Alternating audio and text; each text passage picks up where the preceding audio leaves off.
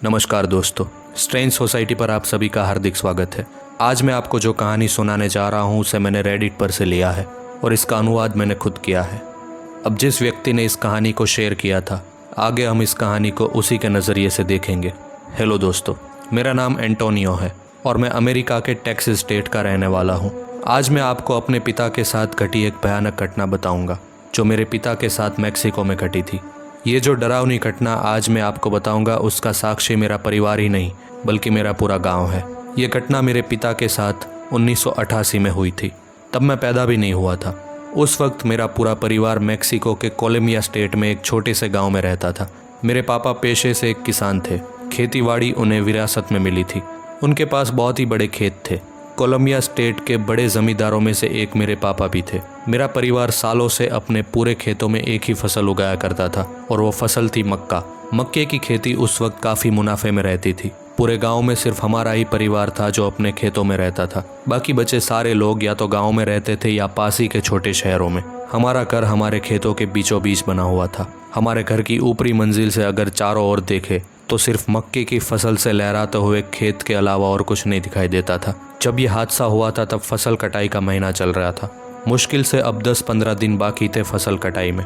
घर के सारे लोग बेहद ही खुश थे और आने वाले दिनों की तैयारियों में व्यस्त थे।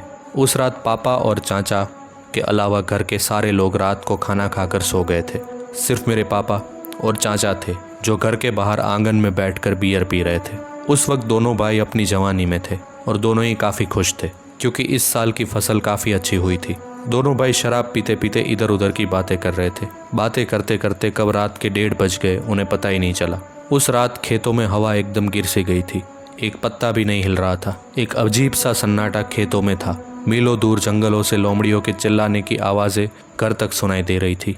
पूरे खेत में घना अंधेरा छाया हुआ था। तभी पापा ने चाचा से कहा कि रात काफ़ी हो चुकी है, अब हमें सो जाना चाहिए, कल हमें बहुत काम करने हैं। इतना कहते हुए पापा ने अपने बियर की बोतल ख़त्म की और घर की ओर जाने लगे।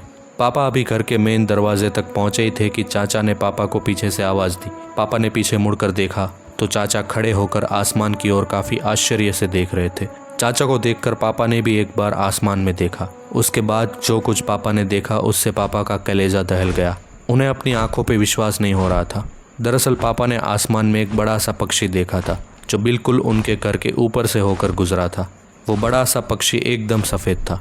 उसके पंजे भी बहुत बड़े और काफ़ी नुकीले थे। उसने अपने दाहिने पंजे में कुछ चीज़ पकड़ रखी थी और वह चीज़ अपने पंजों में लटकाते हुए अपने साथ कहीं दूर ले जा रहा था और अचानक ही उसने वो चीज़ थोड़े आगे जाने के बाद ज़मीन पर फेंक दी। काफ़ी दूर जाने के बाद वो पक्षी जैसा जीव एक बड़े से ऊंचे पेड़ पर बैठ गया था। ये सारा दृश्य मेरे पापा और चाचा ने अपने घर के आंगन में खड़े होकर देखा था। पापा और चाचा उस आसमानी जीव को अच्छे से देख नहीं पाए थे क्योंकि उसके उड़ने की रफ्तार काफ़ी तेज़ थी। जैसे ही वो जीव उस बड़े से पेड़ पर बैठा तब चाचा ने मेरे पापा से पूछा, क्या तुम्हें पता है वो कौन सा जीव था? पापा ने कहा, मुझे नहीं पता, मैंने इससे पहले कभी इतना बड़ा पक्षी नहीं देखा।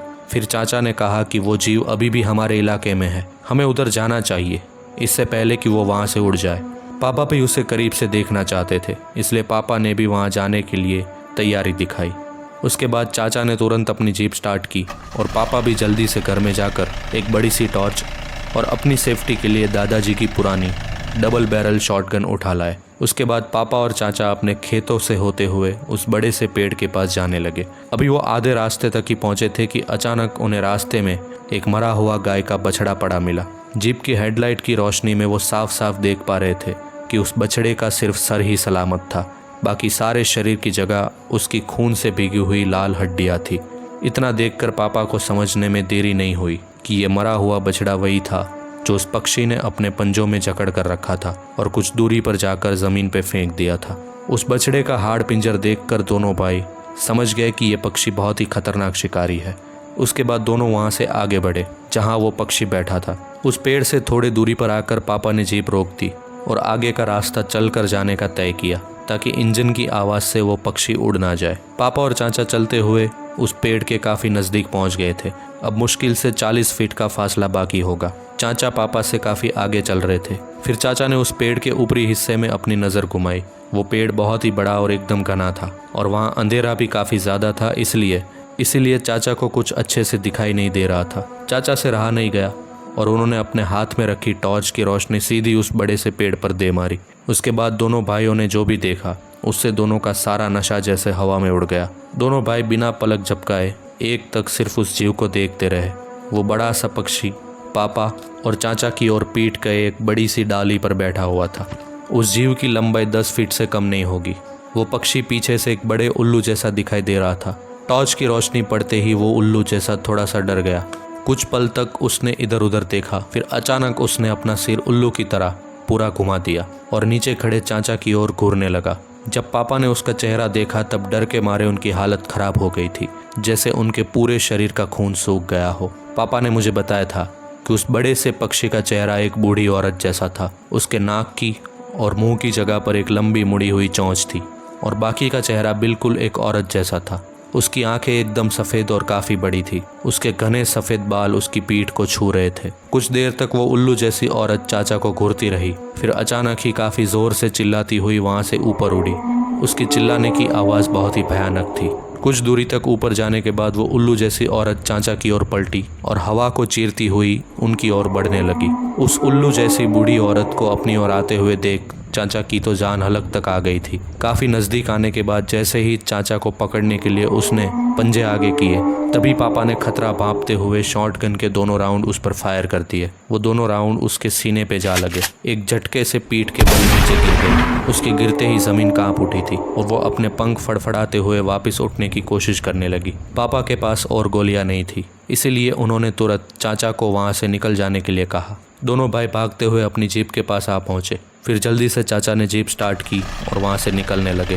तभी पापा ने एक बार पीछे मुड़कर उस जीव को देखना चाहा। पापा ने देखा कि उस बड़े से उल्लू की जगह एक बूढ़ी औरत अपने घुटनों के बल बैठी बैठी उन दोनों को देख रही है और उसके चेहरे के हाव भाव भी कुछ ठीक नहीं थे। ये देख पापा को काफ़ी आश्चर्य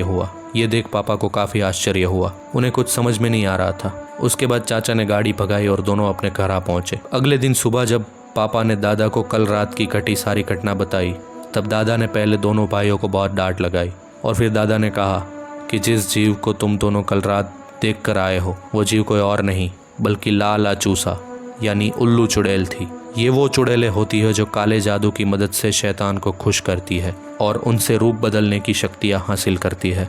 वो दिन भर एक आम औरत की तरह रहती है और रात होते ही वो चुड़ैल एक बड़े से उल्लू में बदल जाती है और अपने शिकार पे निकलती है। उसके शिकार में ज़्यादातर छोटे बच्चे शामिल होते हैं ताकि वो शैतान को उन बच्चों की बलि चढ़ाकर सुंदर यौवन हासिल कर सके। इतना कहते ही दादाजी ने आखिर में कहा कि जिस उल्लू चुड़ैल को तुम कल रात देख कर आ रहे हो, अगर वो जिंदा है तो हमें उससे कोई नहीं बचा सकता। ये सुनते ही पापा के कान खड़े हो गए थे और आखिर में दादाजी की वो बात सच निकली। उस घटना के 3 दिन बाद ही सुबह जब पापा अपने खेतों की ओर गए और नज़र घुमाई तो उन्होंने देखा कि सारी फसल एकदम सड़ चुकी थी और उनमें कई प्रकार के कीड़े पड़ चुके थे। मक्के का फल बहुत ही ज़्यादा काला पड़ चुका था और उसमें से काफ़ी बदबू भी आ रही थी। पापा को कुछ भी समझ में नहीं आ रहा था कि अचानक रातों रात फसल को ये क्या हो गया, लेकिन दादाजी इसके पीछे का कारण जानते थे क्योंकि दादाजी ने पिछली रात को अपनी खिड़की से एक बूढ़ी औरत को हमारे खेतों में घूमते हुए देखा था। इसके बाद दादाजी ने पूरे परिवार को जल्द से जल्द ये जगह छोड़ने के लिए कहा और आखिर में इस घटना के 26 दिन बाद हम पूरे परिवार के साथ मैक्सिको छोड़कर अमेरिका में आ गए।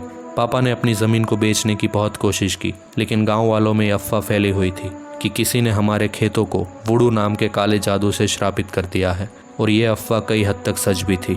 आखिर में पापा ने हार मान ली और उस ज़मीन को बेचे बिना ही हम अमेरिका में रहने लगे। तो ये थी वो कहानी जिसे मैंने रेडिट पर से लिया था। उम्मीद है आपको ये कहानी पसंद आई होगी। अगर आपके पास भी ऐसी ही कोई डरावनी सच्ची घटना है तो आप मुझे ईमेल कर सकते हैं। मेरा ईमेल एड्रेस आपको डिस्क्रिप्शन में मिल जाएगा। तो आज के लिए बस इतना ही। जल्दी आपसे फिर मुलाकात होगी ऐसी एक और सच्ची कहानी के साथ।